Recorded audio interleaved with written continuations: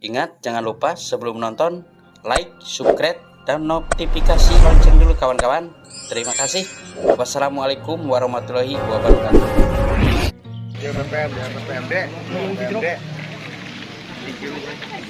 Pak Kades makan tunawi suknya, transfer sudah. Kan tunawi sudah ada. Iya. Oh tadi ibu lepas.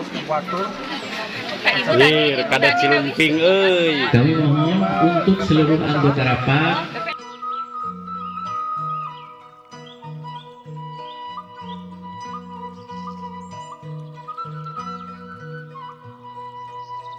Lembagaan BKAD tahun anggaran 2022 Kecamatan Dayaluhur Kamis 9 Maret 2023 dimulai. Silakan hadirin dimohon berdiri.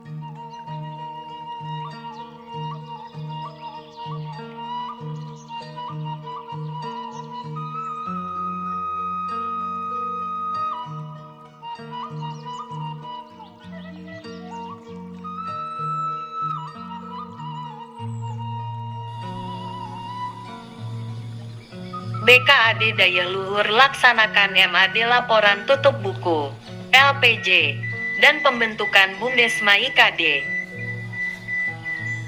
Badan Kerjasama Antar Desa atau BKAD Kecamatan Dayaluhur Kabupaten Cilacap mengadakan musyawarah antar desa atau MAD mengenai laporan tutup buku atau LPJ kelembagaan BKAD tahun 2023 dan pembentukan Bumdesma IKD. Kegiatan diadakan di tempat wisata alam Debon Kepas yang berada di Desa Hanum, Kecamatan Dayaluhur, Kabupaten Cilacap pada hari Kamis, tanggal 9 Maret tahun 2023. Acara dihadiri oleh Sekretaris Dispermades Adi Prabowo, Wawan Mardiono Camat Dayaluhur, Kapolsek Dayaluhur AKP Widiantoro SH, Sanen dari Koramil 17 Dayaluhur, Kepala Desa Sekecamatan Dayaluhur, Forkopimkam Dayaluhur, Ketua LPPMD, PKAD, BPD Sekecamatan Dayaluhur, Wakil Kelompok Masyarakat, Lembaga Kemasyarakatan Desa, serta tamu undangan lainnya. Camat Dayaluhur, Wawan Mardiono mengatakan, BKAD Kecamatan Dayaluhur mengadakan MAD laporan tutup buku dan LPJ kelembagaan BKAD tahun 2023 dan pembentukan Bumdesma IKD berlangsung dengan lancar. Alhamdulillah dari Dispermades bisa hadir. Di sini kita musyawarah hal apa saja yang harus dipersiapkan dan ditindaklanjuti atas persetujuan laporan pertanggungjawaban, ucap Camat. Lebih lanjut, Kepala Desa maupun Sekretaris Desa Sekecamatan Dayaluhur yang hadir dapat memberikan pemahaman tentang dana yang digulirkan kepada masyarakat. Dia berharap semua paham tentang Bumdesma IKD dapat dipahami oleh semua pihak yang bertanggung jawab terkait pengalokasian penganggaran dalam APDES melalui mekanisme definitif, tambahnya. perwakilan Dispermades Kabupaten Cilacap. Dalam hal ini diwakili oleh Sekretaris Dinas atau Sekdin, Adi Prabowo SHST mengatakan, semoga kedepannya akan lebih baik dan jangan sampai ada statement yang tidak sehat, terutama jangan sampai terlihat dari laporan yang disampaikan. Adi Prabowo pun berharap peserta yang mengikuti Bumdesma IKD dapat menambah usaha unit baru, sehingga kedepannya akan dapat menambah pendapatan. Untuk nasabah, diharapkan juga adanya kerjasama dan kesadarannya untuk pengembangan UPK, sehingga menjadi aset yang bergulir, ujar Sekdin. Sementara Kepala Desa Hanung, Dr. Andes Ruswadianto, penyampaian pertanggungjawab MAD diterima. Namun kedepannya perlu ada pembenahan khusus. Pertama terkait dengan tagihan yang dikelola oleh bagian simpan pinjam. Ruswadianto berharap kepada beberapa nasabah atau kelompok tertentu yang angsurannya telat macet atau bermasalah secepatnya dibereskan. Lebih lanjut, menurut Ruswadianto, tunggakan tersebut wajib untuk dipertanggungjawabkan dan diselesaikan, karena hasilnya akan berpengaruh dan cukup signifikan. Terkait permasalahan pergantian nama pun sangat berpengaruh, terutama penurunan dan peningkatan kepercayaan kepada UPK dari masyarakat dan kepala desa. Saya selaku Kepala Desa Hanung dan perwakilan rekan lainnya berharap, sebelum adanya penetapan ataupun action supaya masalah dapat terselesaikan dan kedepannya ada titik harapan yang lebih cerah. Harap Ruswadianto. Ini kan untuk MAD ini memang setiap tahun dilaksanakan. Namun tadi disampaikan juga beberapa hal terkait perjalanan UPK ya selama ini, dan masih banyak hal-hal yang perlu kita benahi, hal-hal yang perlu kita tata, utamanya terkait dari simpanan pinjam ya, Simpi ya, simpanan pinjamnya, yang mana di Simpi itu ada beberapa nasabah ataupun kelompok, karena ini bentuknya kelompok, yang ya katakanlah bermasalah dalam arti macet tunggakan merah.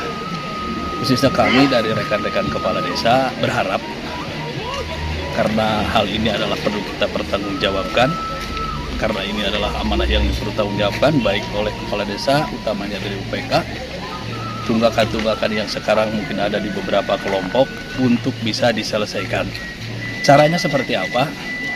Saya tidak akan menggurui, yang penting mungkin punya langkah-langkah tersendiri, karena ini cukup signifikan dari tunggakan ini. Saya yakin ketika ada kemauan pasti ada jalan, utamanya terkait dengan masalah penyelesaian tunggakan yang ada di kelompok yang ada di Kecamatan Dayluhur, yaitu yang pinjam ke Untuk inovasi kedepannya Pak, agar tidak terjadi lagi kemacetan seperti ini, saran dari Bapak sebagai salah satu perwakilan dari kepala desa, seperti apa sih untuk pengurus UPK?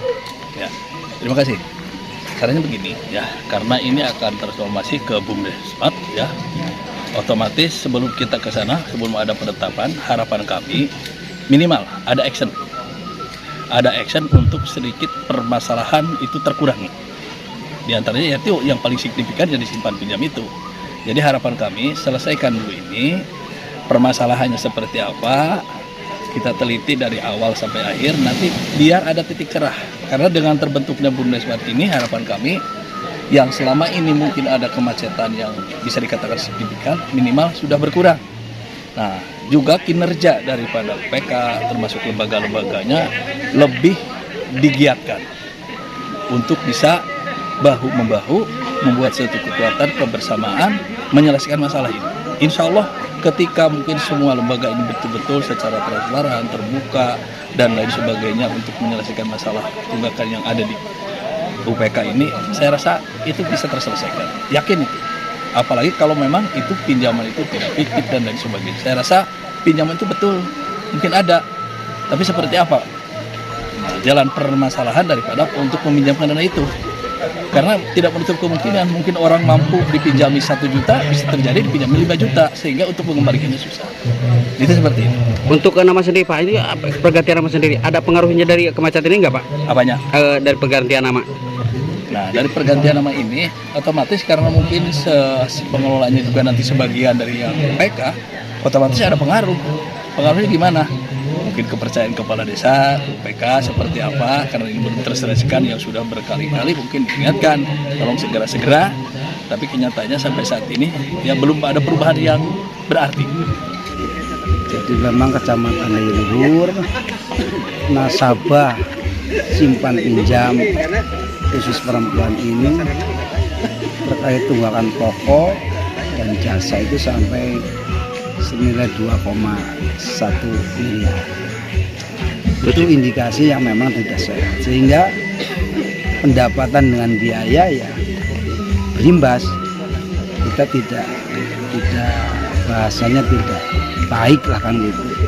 Jadi biaya akan lebih besar dari pendapatan karena memang tunggakan itu. Untuk menanggulangi kira-kira cara apa yang akan Bapak lakukan Pak? Inovasinya hanya satu. Jadi kembali masyarakat punya rasa untuk melestarikan. Konsep melestarikan berarti masyarakat harus kembali kepada marwah pinjaman, bukan marwah sumbangan. Bahwa namanya pinjam ya harus dibayar dan dikembalikan. Nah, sehingga masyarakat punya tujuan baik, sehingga kalau saya tidak setor berarti kan mendolimi kelompok atau masyarakat yang lain yang belum bisa pinjam. Mungkin itu.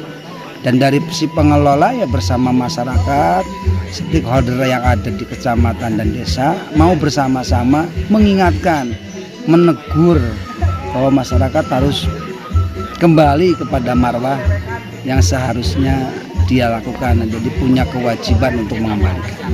Terus untuk pergantian nama sendiri Pak, ini ada pengaruhnya dari kegiatan ini atau memang seperti apa Pak? Kalau pergantian nama itu kan atas marwah undang-undang. Jadi kita harus bertransformasi kepada BUMDesma. Nah itu, sehingga kita harus punya nama. Sehingga untuk Kecamatan Dayaluhur kita mengusung nama 14 lembur luhur. Dalam artian ada 14 desa dan posisinya memang di atas kan. Jadi 14 lembur luhur. Itu nggak ada tendensi dengan harus ganti nama. Memang kewajiban bertransformasi kepada BUMDesma. Untuk nama lama dan terus nama barunya apa Pak? Nama lama dulu UPK Lestari Agung. Nah, sekarang apa BUMDes bersama 14 lembur luhur.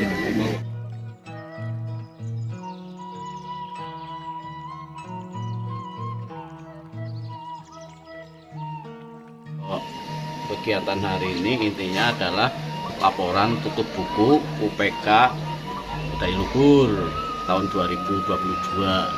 Jadi pertanggungjawaban dari UPK. Oh, kalau nanti itu menjadi program yang harus dilaksanakan. Jadi tiap-tiap UPK itu bertransformasi menjadi BUMDesma LKD gitu. Nah, diharapkan nanti setelah menjadi BUMDesma LKD itu ada unit-unit usaha yang lain sehingga akan lebih berkembang gitu. Terus untuk inovasi menangkal kemacetan ini ada inovasi atau saran dari Bapak? Itu nanti akan diurai bersama ya. Jadi kalau yang bisa dihapus itu kalau memang benar-benar terjadi force major itu nanti bisa dihapus. Tapi kalau tidak itu nanti menjadi solusi bersama antara UPK, camat dan Dispermades itu. Dari Bapak sendiri saran untuk nasabah berikut dengan pengurus UPK seperti apa? Ya kalau dari nasabah ya ada kesadaran bahwa itu memang harus dikembalikan karena itu untuk pengembangan UPK sendiri. Kan kalau kemudian yang kredit itu mengembalikan itu kan menjadi aset yang bergulir gitu sehingga bisa dimanfaatkan oleh kelompok masyarakat yang lain gitu. SSTP MSI disilakan. Peraturan Pemerintah Pengganti Undang-Undang Nomor 2 Tahun 2022, di mana di dalamnya mengatur tentang peraturan yang terkait BUMDes masih tetap berlaku. Ini artinya berarti peraturan pemerintah nomor 11 tahun 2021 dan Permendes nomor 15 tahun 2021 tetap masih berlaku. Kalau Bapak Ibu mau buka, monggo, di peraturan pemerintah nomor 2 tahun 2022, peraturan pemerintah pengganti undang-undang, itu di pasal 180 sekian, saya lupa karena totalnya itu ada 1117 lembar. Saya juga mumet itu bacanya, akeh banget, mengatur semuanya. Di situ ada perkereta apian, ada pertanian, perikanan, dan lain sebagainya, termuat di peraturan pemerintah pengganti undang-undang. Jadi di sana tidak ada yang mengamanatkan mencabut peraturan pemerintah nomor 11 maupun Permendes nomor 15. Jadi makanya dari di pasal berapa saya juga nggak ingat, pokoknya 180 sekian itu menyebutkan memang kalau pertanian berarti di bawah Kementerian Pertanian, kalau terkait BUMDes berarti di bawah Kementerian Desa. Oleh karena itu Kementerian Desa menerbitkan surat nomor 57 garing PEI titik 0101 garing Romawi 1 garing 2022 karena mendasari peraturan pemerintah pengganti undang-undang di mana kementerian yang membidangi supaya untuk mengawal kegiatan tersebut. Nah, di SPP periode Desember tahun 2022 Kecamatan Luhur Kabupaten Cilacap. Saldo awal kas bank 124.196.513 rupiah. Penerimaan angsuran pokok SPP 178.078.200 rupiah. Bunga pinjaman SPP 31.344.000 rupiah. Bunga rekening bank SPP 67.550 rupiah. Penerimaan lain-lain kosong. Subtotal 209.489.750 rupiah. Total penerimaan 334.686.263 rupiah. Transfer operasional UPK 31.570.000 rupiah. Pajak dan administrasi bank 16.010 rupiah. Lain-lain kosong. Total pengeluaran 220.586.010 rupiah. 47.500 rupiah. Saldo pinjaman sampai dengan bulan ini 174.135.400 rupiah. Pengembalian 1.900 rupiah. Bunga 35.495.000 rupiah. Realisasi pengembalian bulan 8 bulan 9. Pokok 17.854.000%. Tunggakan pengembalian sampai dengan bulan ini 48.69.400 rupiah. Bunga 67.245.000 rupiah. Realisasi pengembalian bulan 6 bulan 8. Pokok 170. Kepada Bapak Kepala Desa dan delegasi semuanya, apakah materi laporan kami MAD tutup buku periode tahun 2022 diterima atau tidak? Kalau diterima, soalnya ini waktu pun sudah siang, kami akan menuju ke public hearing atau konsultasi publik menuju pendirian BUMDes. Nah, semuanya kami haturkan kepada bapak-bapak semuanya dan semuanya rekan-rekan kades serta jadi semuanya yang kami hormati.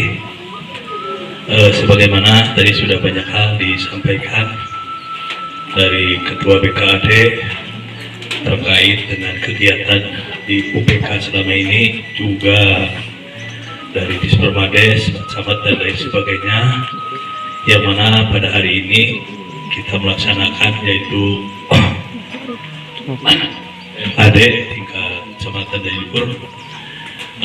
Ini kami khususnya dari rekan-rekan kepala desa yang jelas mungkin sudah mengamati, meneliti, walaupun mungkin dengan berbagai keterbatasan, karena apapun bentuknya kepala desa Mestinya mungkin mengetahui sejauh apa yang memang selama ini dikerjakan ataupun dilaksanakan oleh UPK, tapi dengan berbagai keterbatasan waktu, tenaga dan lain sebagainya, sehingga mungkin mengetahui hanya secara garis besar.